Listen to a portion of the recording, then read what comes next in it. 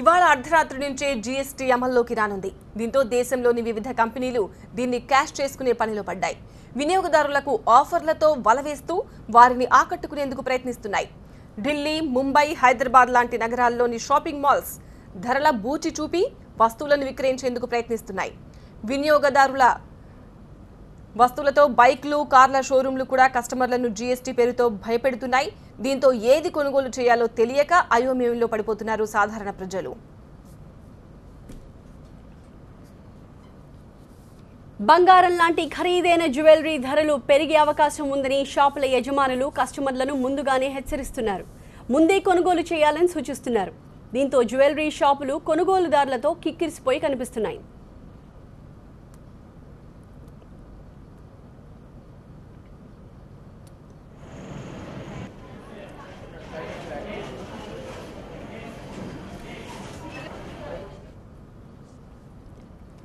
దసరా, దీపావళి కాదు, సంక్రాంతి కానే కాదు, కానీ షాపుల్లో మాత్రం పండగ సందడి, ఆఫర్ల కళకళ. జీఎస్టీ మహిమ ఇది. ఎంత వీలైతే అంత స్టాక్ను వదిలించుకోవాలని వ్యాపారులు ఆరాటపడుతున్నారు. ఎందుకంటే రేపటి నుంచి షాప్లో ఉన్న స్టాక్పై ట్యాక్స్ పెరుగుతుంది. అంటే వస్తువుల ధరలు పెంచాలి. ఈ గోలంతా ఎందుకని దుకాణాలన్నీ సేల్ సేల్ సేల్ అంటున్నాయి. విశాఖలో ఈ హడావుడి ఎలా ఉందో మా ప్రతినిధి దేవి అందిస్తారు.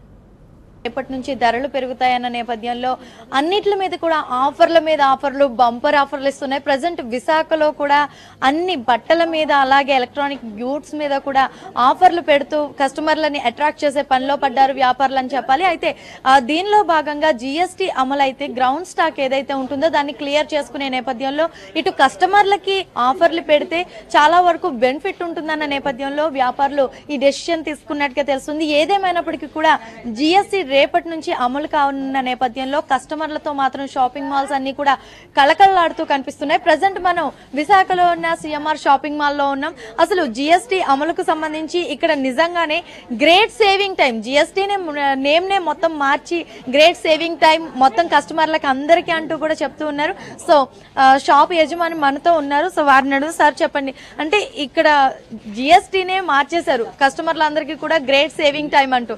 సో ఏంటి ఆఫర్స్ ఎలా ఉన్నాయి, దేనికోసం ఇంత ఈ విధంగా పెట్టడం జరిగింది? గ్రేట్ సేవింగ్ టైం ఇదే సరైన అవకాశం. సేవింగ్ చేసుకుంటాకి రేపు నుంచి పరోక్షంగా కస్టమర్లు భారం పడుతుంది. 5% మీరు ఏది కొన్నా 5% పడుతుంది. షూటింగ్, షర్టింగ్, సారీస్, రెడీమేడ్స్ మీద 1000 రూపాయలు దాటిన దాని మీద 12% పడుతుందండి. ఇన్నాళ్ళు రెడీమేడ్ మీద 5% ఉండింది. ఇప్పుడు 1000 రూపాయలు దాటిన వస్తువుల మీద 12% పడుతుంది. అది పరోక్షంగా ప్రజల మీద భారం. అది మా దగ్గర స్టాక్ ఉంది, మీద స్టాక్ దాని మీద తగ్గించి కస్టమర్కి సేవింగ్స్ టైం ఇచ్చే ఇదే అవకాశం చెప్పి మేము ఇస్తున్నాం స్పెషల్గా. రేపు నుంచి అలాగా అందరూ పెంచుతున్నారు.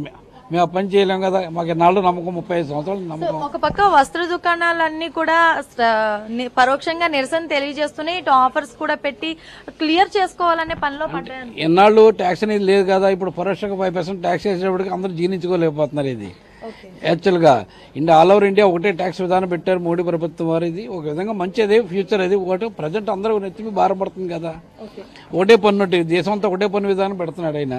ఇది ప్రపంచంలో 198 దేశాల్లో ఉంది, ఇండియాలో ఇప్పుడు అప్గ్రేడ్ అవుతుంది ఎప్పటి నుంచి.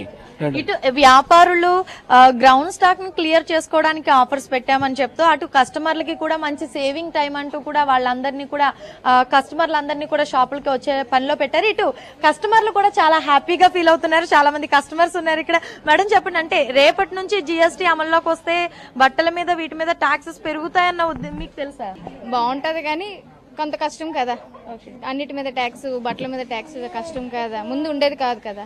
ఇది నిత్యావసరం వస్తువు కాబట్టి దీని మీద ట్యాక్స్ ఉండకూడదనేసి అన్నా పోరాడారు కానీ అవ్వలేదు కదా. మరి అంటే ఆఫర్స్ చూస్తే ఎలా అనిపిస్తుంది? ఇప్పుడు ఎక్కడ ఆఫర్స్ బాగుంటాయి కానీ అదే షాపింగ్ అంటే జిఎస్టీ అమలు అవుతుంది కాబట్టి ముందుగానే ఈ రోజు బట్టలు తీసుకోవడానికి వచ్చారా మేడం? భోజనం లేకపోయినా ఒక రోజు ఉండగలరు, నీరు లేకపోయినా బట్ట కట్టుకొని ఎవరు అందరూ ఉండగలరండి.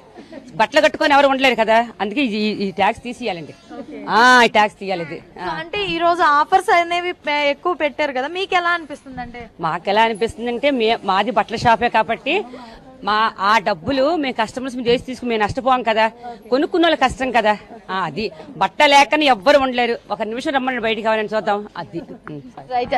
మీరు చెప్పండి అమ్మా, ఆఫర్ల మీద ఆఫర్లు పెడుతూ ఉన్నారు, ఎలా అనిపిస్తుంది? ఈ 3 రోజులు బట్టి వస్తున్నాం అండి. అయితే ఇప్పుడు తక్కువలోనే ఇస్తున్నారు బట్టలు. మరి తర్వాత ఎలాగుంటాయో తెలియదు. బంగారం కూడా కొన్నాము తగ్గిందనిసే, మరి తర్వాత ట్యాక్స్ పెడితే కొనుక్కోలేం కదా. అందు గురించి అని ఏదో విధంగా వరలక్ష్మీదేవి పూజలు ఎదురున్నాయి. ఉంగరాలు, చైన్లు, చీరలు అవి ఎక్కువే కొన్నాం.